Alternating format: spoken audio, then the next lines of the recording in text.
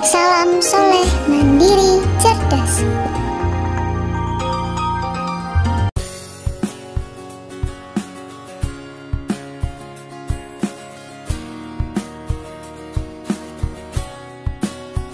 Kita masuk di pelajaran PKN dan kita akan membahas materi tentang gotong royong.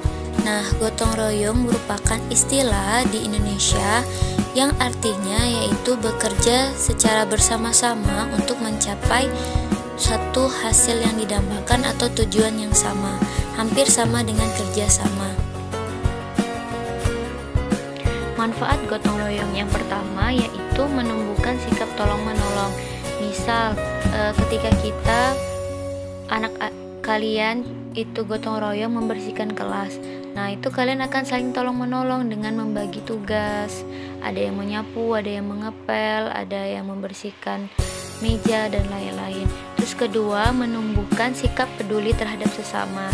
Ketika kita melakukan gotong royong, misal ada bencana banjir, akhirnya kita bersama-sama untuk menolong saudara kita yang terkena musibah. Itu juga menumbuhkan sikap peduli terhadap sesama. Terus yang ketiga, menumbuhkan sikap tanggung jawab. Biasanya di dalam gotong royong itu ada pembagian tugas.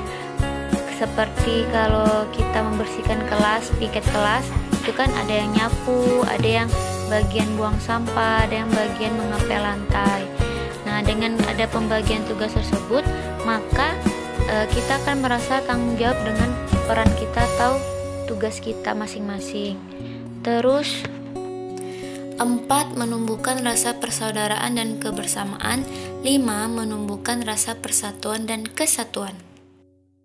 Adapun contoh dari gotong royong itu kalau misalnya di lingkungan sekolah seperti kita sama-sama teman itu membersihkan kelas atau piket kelas, terus ada agenda Jumat bersih yang sering dilaksanakan di sekolah yang pernah kita lakuin. Terus kalau di lingkungan rumah itu seperti kerja bakti, kita membersihkan lingkungan rumah bersama para tetangga, atau mungkin membangun masjid bersama-sama, atau ketika ada yang kena musibah kita bantu bersama-sama dengan para tetangga.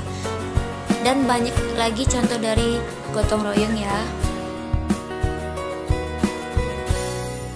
Masuk ke pelajaran bahasa Indonesia.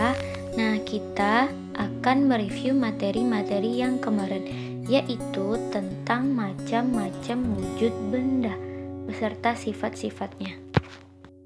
Macam wujud benda itu ada 3. Yang pertama padat, itu contohnya seperti sendok.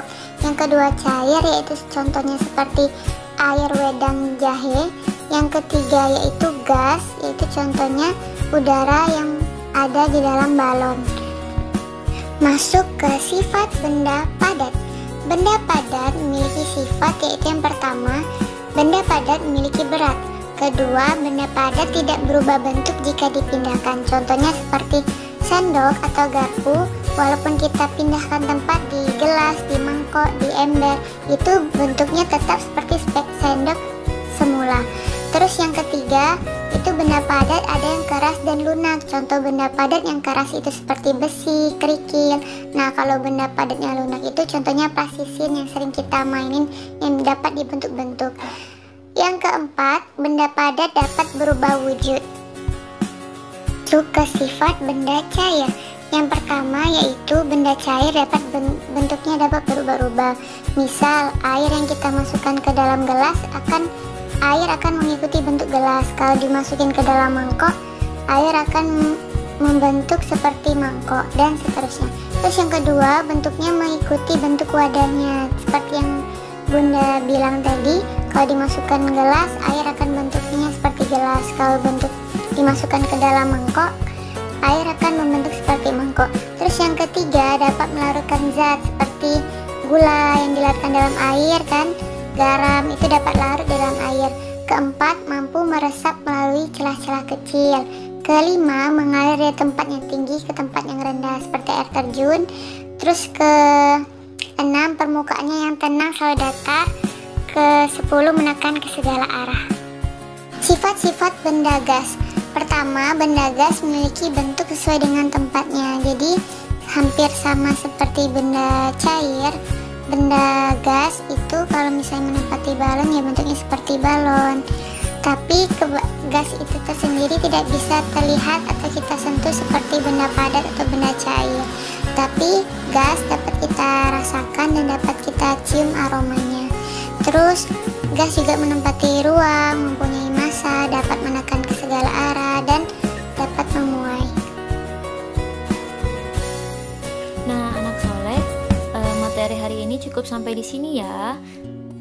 Jangan lupa ada tugas praktek untuk kalian di rumah masing-masing, yaitu mencoba kalian masukkan air ke dalam gelas, ke dalam mangkok, ke dalam piring. Nah, kalian dapat amati sendiri bagaimana perubahan bentuk dari air, yaitu benda cair. Oke, sampai jumpa di pertemuan berikutnya. Tetap semangat selalu dalam pembelajaran daringnya. Wassalamualaikum warahmatullahi wabarakatuh.